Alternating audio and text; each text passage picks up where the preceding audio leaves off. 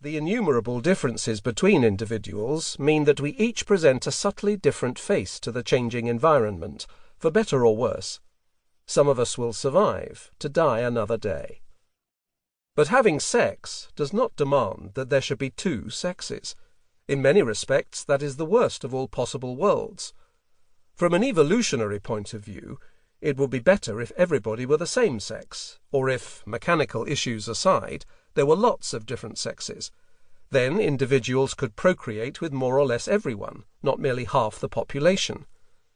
So why do most species have two sexes? After a lot of modelling, using the equations of population genetics, we realise that the answer is that two sexes generate differences between individuals in their mitochondrial genes. It's so simple.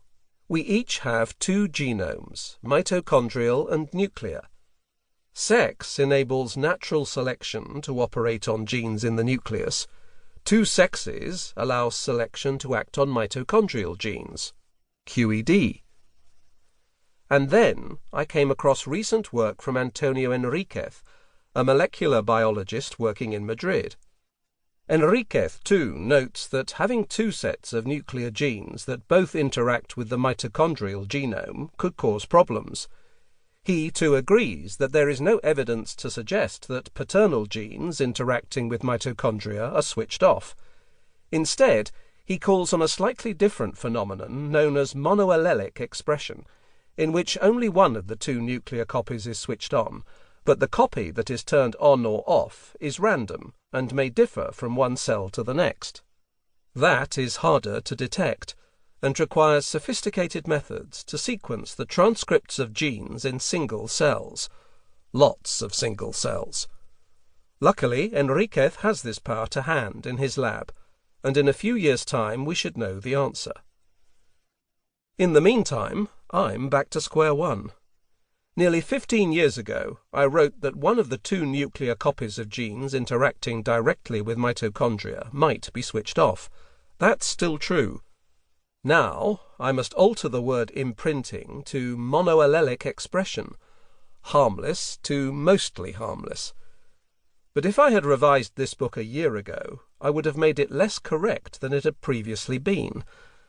It's a mug's game.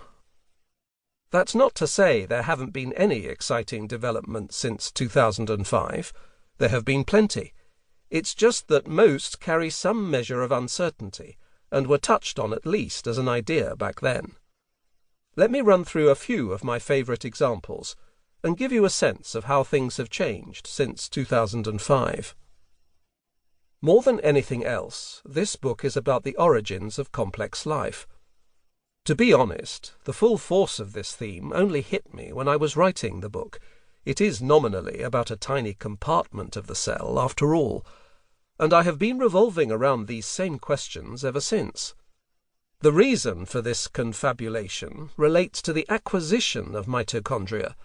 What sort of cell originally played host to the bacteria that eventually became our mitochondria? In the book, I advocate a powerful counterintuitive hypothesis proposed by the pioneering biochemists Bill Martin and Miklos Müller, known as the hydrogen hypothesis. The idea is counterproductive because it rejects the apparently central role of oxygen in the evolution of complexity, as I had previously assumed, having written an earlier book on oxygen, instead placing the nub of the deal on hydrogen gas. That matters less for what it is than what it is not. According to Bill Martin, the host cell was not a complex phagocyte, a cell that engulfed other cells for a living, but a morphologically simple, self-sufficient, autotrophic cell that grew from gases alone. It lacked the complexity of our own eukaryotic cells, from the Greek for true nucleus. The idea was controversial then, and is no less controversial now, and the evidence for or against remains equivocal. But the essence of the idea, that the host was a simple cell lacking eukaryotic complexity, now looks more secure with the discovery of a group of cells known as the Loci-archaeota, or Loci for short. Loci shares so many similarities in its genes with complex eukaryotic cells that there can be little doubt that the host cell that acquired mitochondria